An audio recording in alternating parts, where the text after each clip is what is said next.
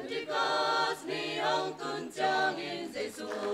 ni khen bèo muốn khát ao kỳ không chủ nghe có mình ao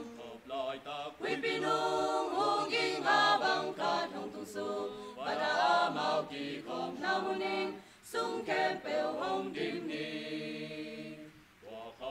châu in đây cha hồng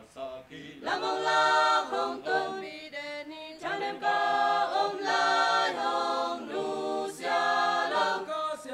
ca xiang châu ấy sung a ông tôn tung hi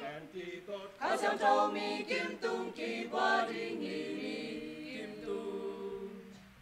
hoa trang hi lấy to a kỳ bằng mê quang bằng tia nông tung a mau la hồng kỳ trẻ cha mang hi mi khen toan sung a ông mi khen bèo ca xiang châu in đi bao năm kim hồng thấy sa kỳ ca xiang châu kỳ qua hi châu in đây cha hồng nam ông la hồng tôn bi đền ni cha nem ca ông lai hồng lu xia lâu ca xiang châu ấy sung a ông tôn tung hi ca xiang châu mi kim tung kỳ qua đình hi mi kim tung a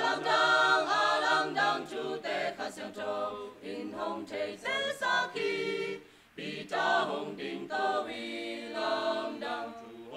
ta chu in tang lai pe pan in kam sang châu el gen sa chu hi a mi ke bel ca ca sung đình chi hi châu in đây cha hồng làm ông la hồng tôn bi đền ni cha đem ca ông lai hồng nu xia lâu ca xiang châu ấy sung a